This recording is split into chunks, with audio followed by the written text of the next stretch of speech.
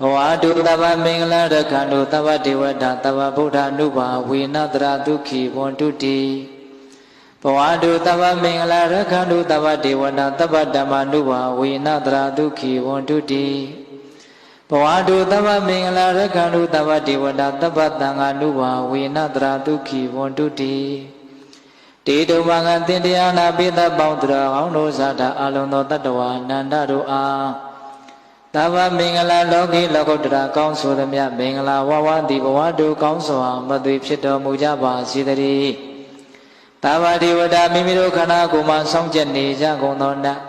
မိမိတို့ဤမှာစောင့်ကြနေကြကုန်သောနတ်မိမိတို့တဏ္ဍာမိမိတို့ကဘာမှာစောင့်ကြနေကြကုန်သောနတ်မြတ်နာကောင်းတာပေါင်းတို့ကလည်းပဲရက္ခဏတို့ကောင်းစွာမသွေစောင့်ရှောက်တော်မူနိုင်ကြပါစေတည်းတဗ္ဗဗုဒ္ဓနုဘဝေနကင်းငါဝါလူသေးစုမကပွင့်တော်မူကြတယ်ဆိုတော်ထာဝရဘုရားရှင်ကိုယ်တော်မြတ်တို့ရဲ့တကူတည်သောအာနုဘော်တော်တို့ကြောင့်၎င်းတဗ္ဗဓမ္မနုဘဝေနမေလီရံဘူရိရံနိဗ္ဗာန်ပရိယတိဟုဆိုသောစေတံတော်တရားတော်မြတ်တို့ရဲ့တကူတည်သောအာနုဘော်တော်တို့ကြောင့်၎င်းတဗ္ဗသံဃာနုဘဝေနမေကထံ၄ယောက်ပလက်ထံ၄ယောက်ဆိုသောရှေးရောက်တော်ရိယသံဃာသူတော်ကောင်းတို့နှင့်တကွ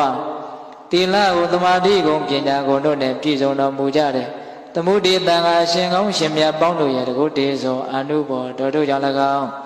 တရားနေရောညပါဘေခမဆိုင်ချိန်ရှိတိုင်းဒုက္ခိကိုစိတ်နှပြကြံပါချမ်းသာခြင်းရှိကြကုန်သည်